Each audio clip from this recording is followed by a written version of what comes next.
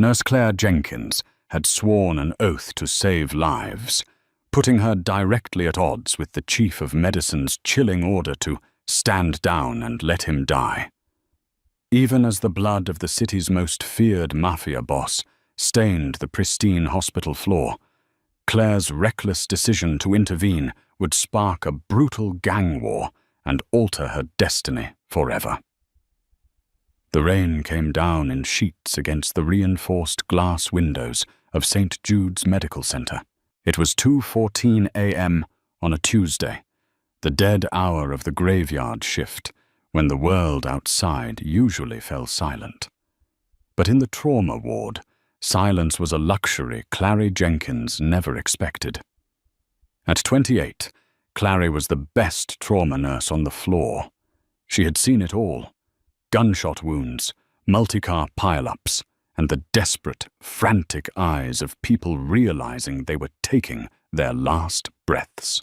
She operated with a cool, mechanical precision, governed by a fierce moral compass that viewed every life on her table as equal, regardless of the sins they carried.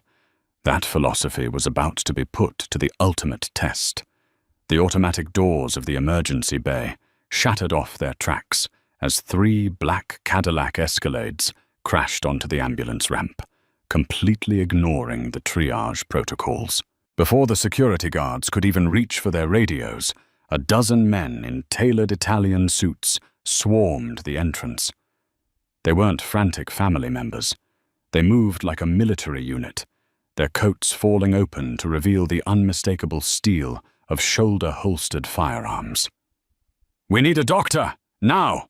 a voice bellowed. The man who shouted it was Leo Rossi, a known enforcer for the city's most dangerous syndicate. Suspended between the arms of 2 massive guards was Nicholas Russo, even practically unconscious, coughing up blood onto his ruined white dress shirt. Nicholas emanated an aura of terrifying authority. He was 32, the undisputed head of the Russo family, a man who controlled the city's underground ports, construction unions, and underground casinos. He was ruthless, calculating, and currently bleeding to death from 3 high-caliber bullet wounds to his chest and abdomen. Clary didn't hesitate. "Get him on a gurney! Trauma Bay 1! Move!"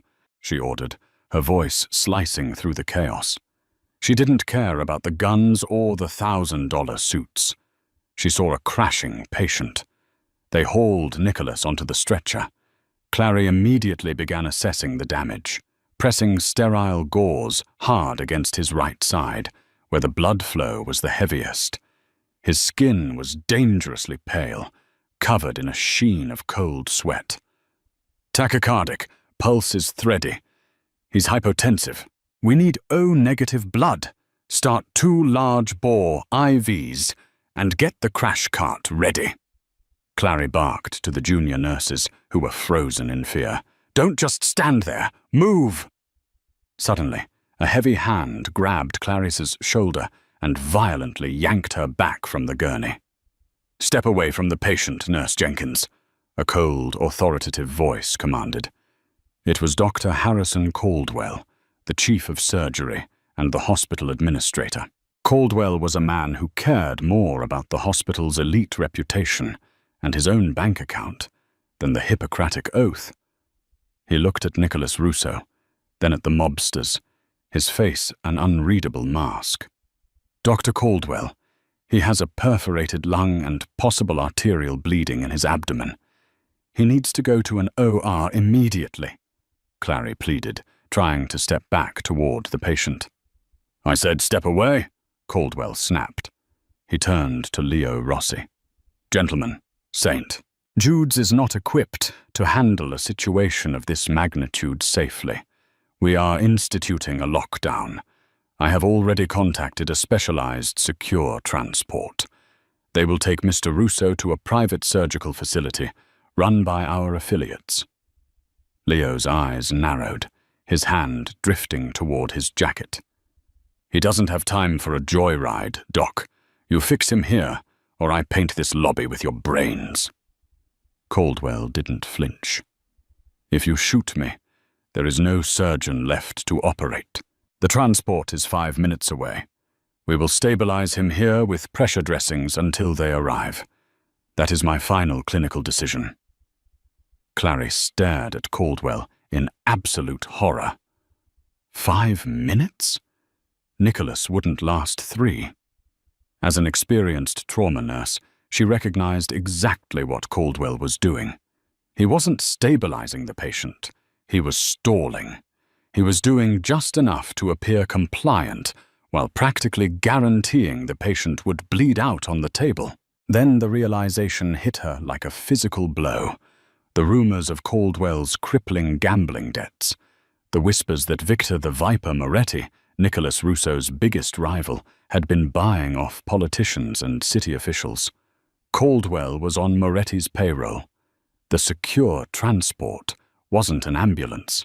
It was a cleanup crew sent to finish the job. Clary looked down at Nicholas. His dark eyes flickered open for a fraction of a second, locking onto hers. In that gaze there was no fear, only a burning, defiant rage against the dying of the light. He grabbed her wrist, his grip surprisingly strong for a dying man, smearing his blood against her pale skin. "Don't let them," he rasped, the words barely a whisper, bubbling with blood.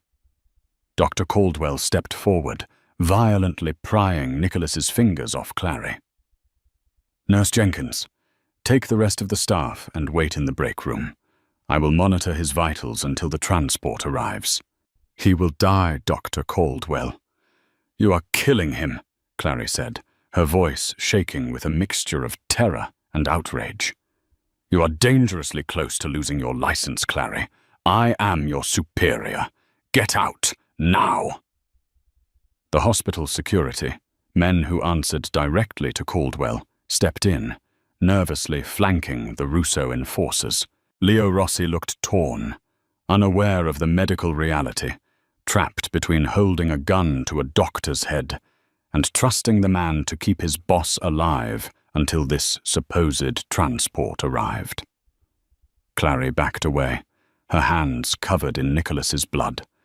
She walked out of Trauma Bay 1, the heavy doors sliding shut behind her, sealing the Mafia Boss inside with his executioner.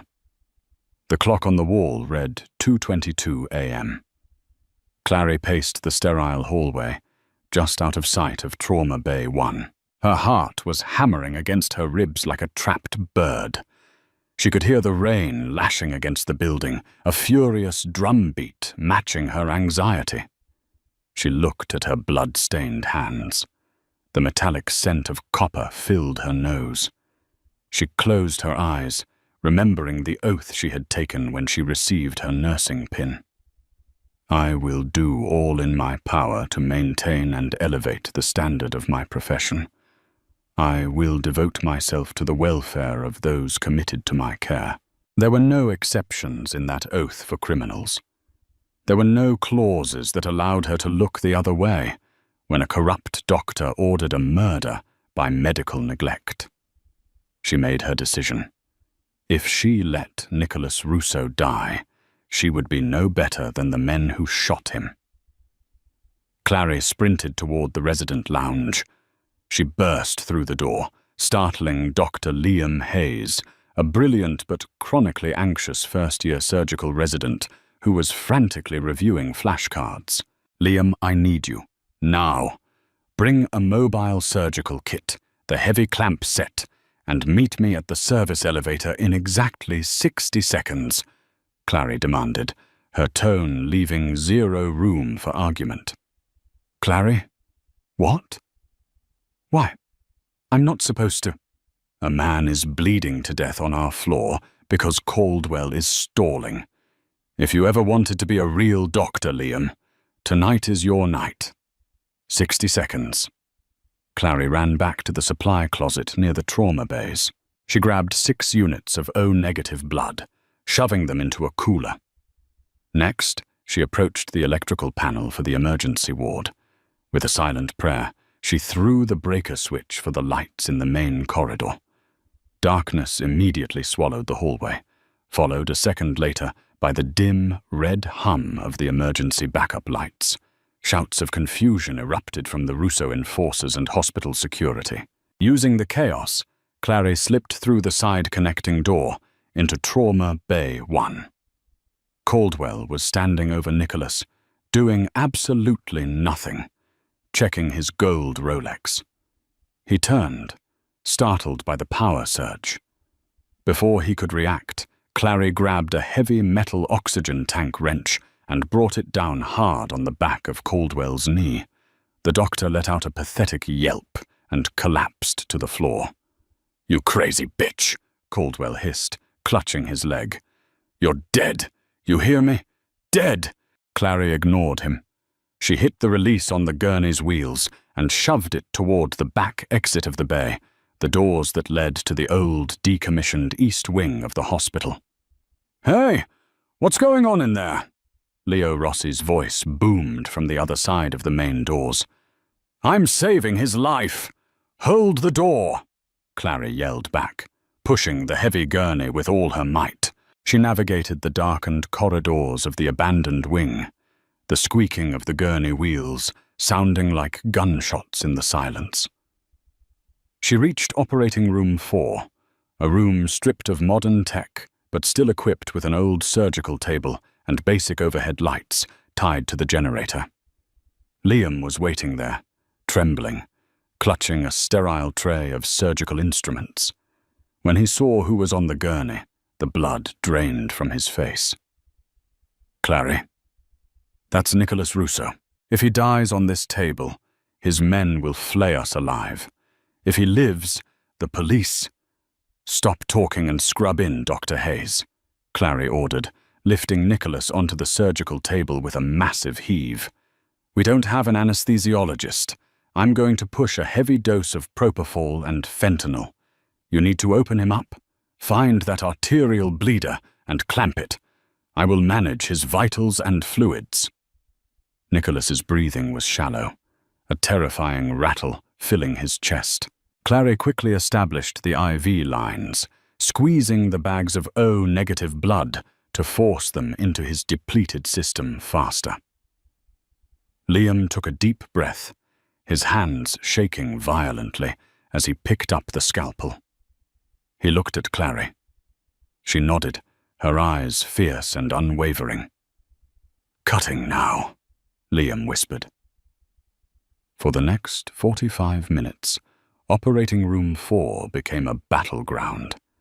It was a brutal, ugly, desperate fight against death. Blood soaked through Liam's scrubs and painted Clary's forearms crimson. The monitors, hooked up to a portable battery, screamed a relentless, high-pitched warning of Nicholas's failing heart. "Pressure is dropping!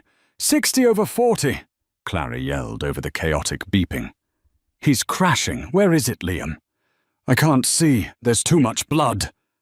Liam panicked, frantically using suction. Clary didn't think. She acted.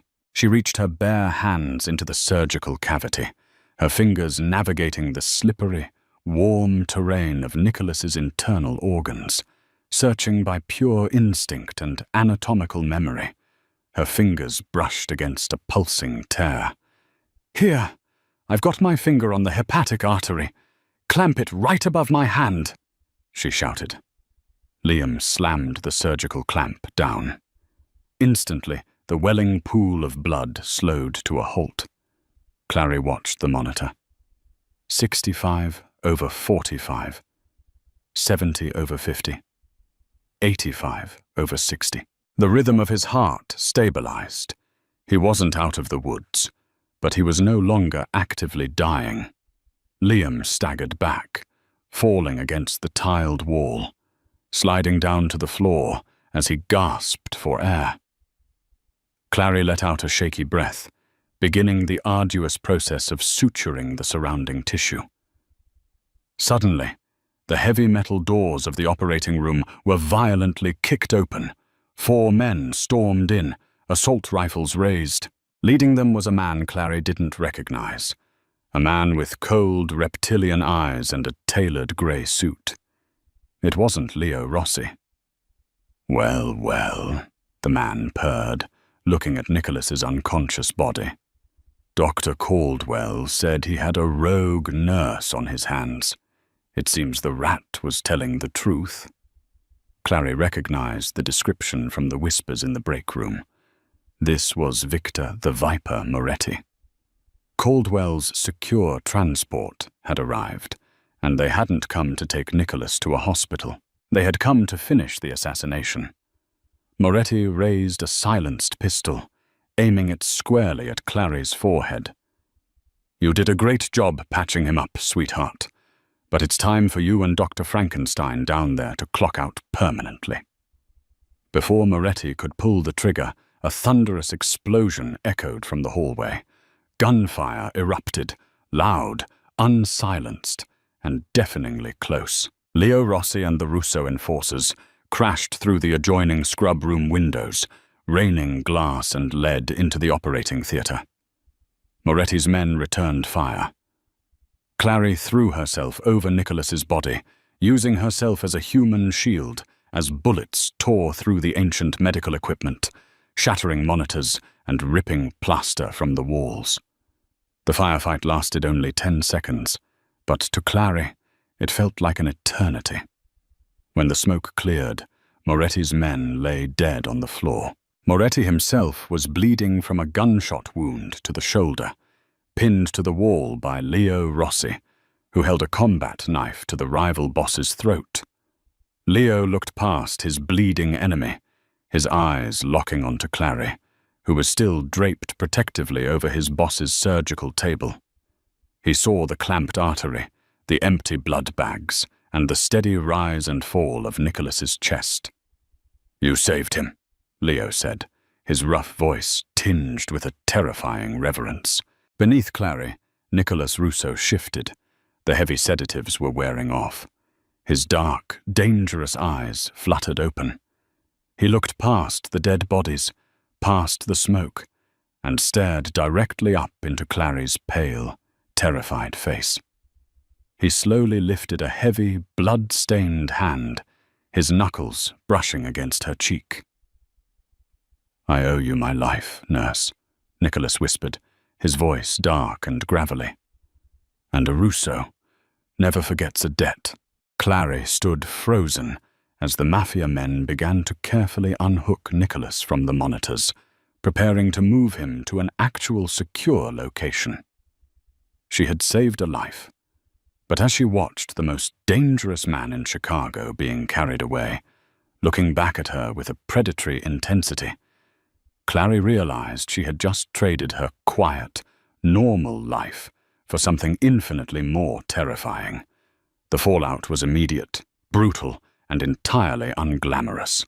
By 8 a.m. the next morning, Clary Jenkins was standing in the Human Resources office of St. Jude's Medical Center, flanked by 2 armed security guards. Dr. Harrison Caldwell sat behind a mahogany desk, his knee heavily braced from where Clary had struck him. He didn't look like a man who had nearly orchestrated a murder. He looked like a sanctimonious bureaucrat.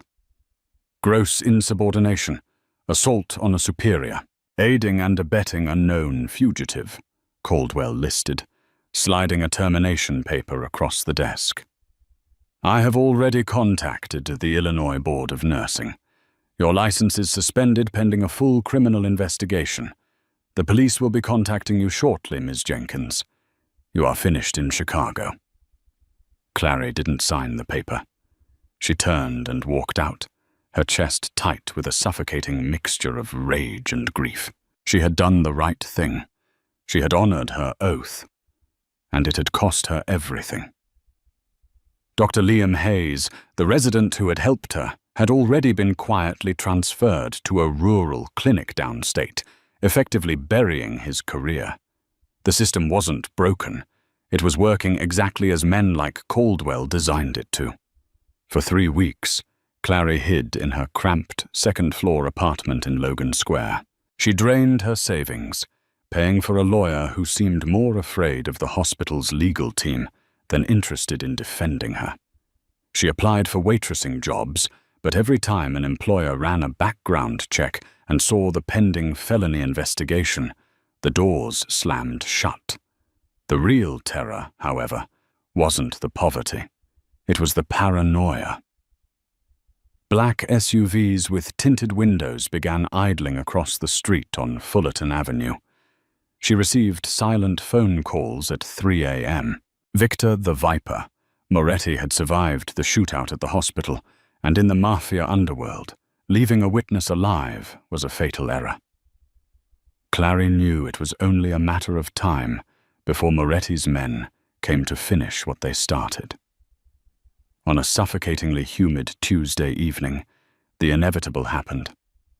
Clary was boiling water for cheap pasta when the deadbolt on her front door gave a sickening crack. Before she could even reach for the kitchen knife, the door was kicked off its hinges. 2 men stepped into her living room. They didn't wear masks. They didn't need to. "Scream, and I'll put a bullet in your spine before you hit the floor," the taller man growled, raising a suppressed pistol. Clary froze, her medical mind hyper-focusing on the weapon. A 9mm, close range, massive tissue damage. Unsurvivable. Suddenly, the window leading to her fire escape shattered inward.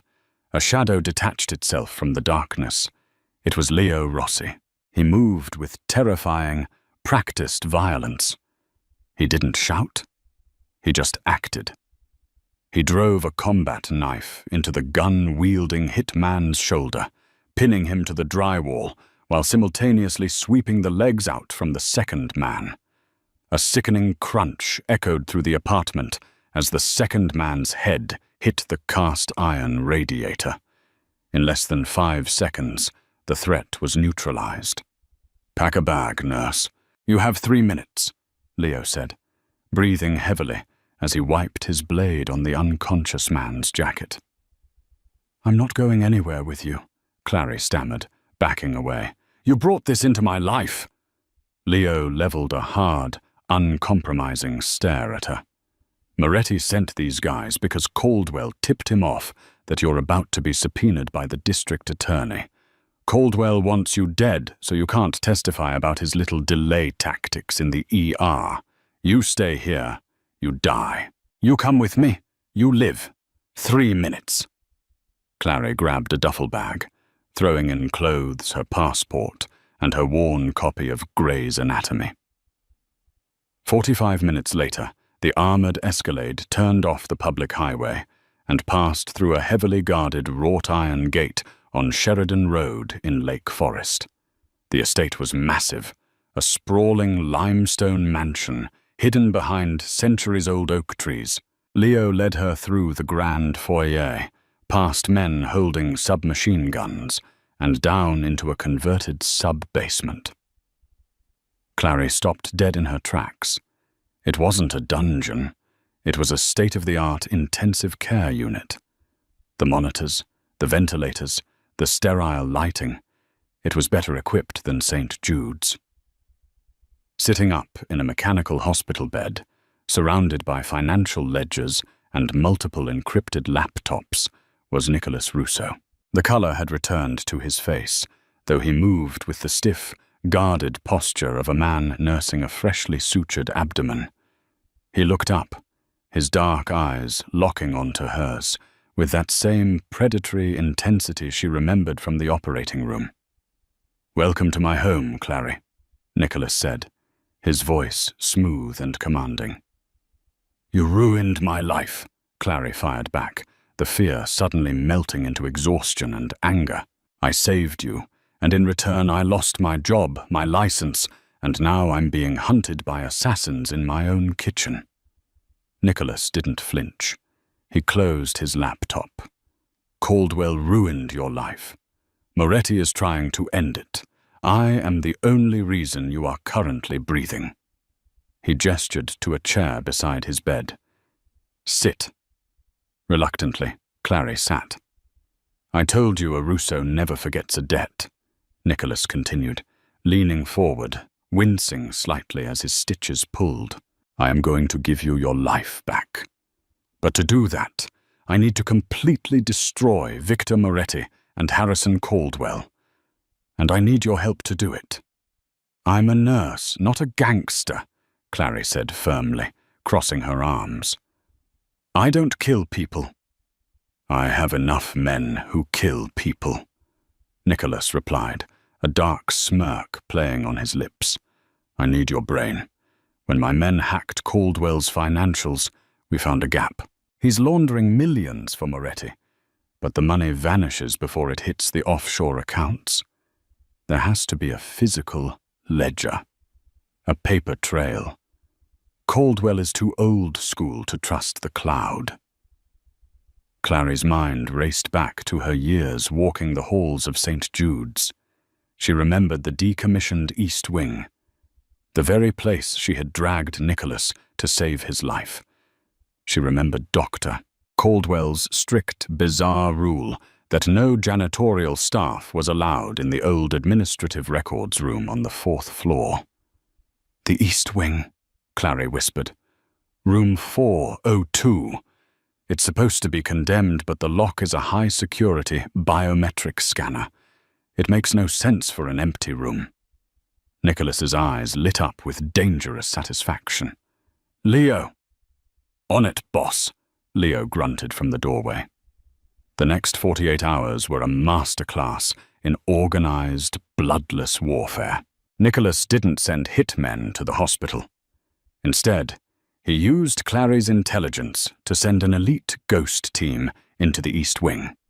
They bypassed the lock, extracted the physical ledgers, and vanished before the morning shift arrived.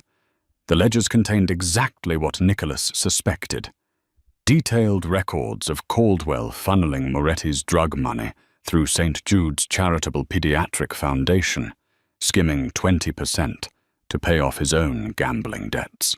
But Nicholas knew that simply killing Caldwell wouldn't clear Clary's name. It had to be done legally, and it had to be a spectacle.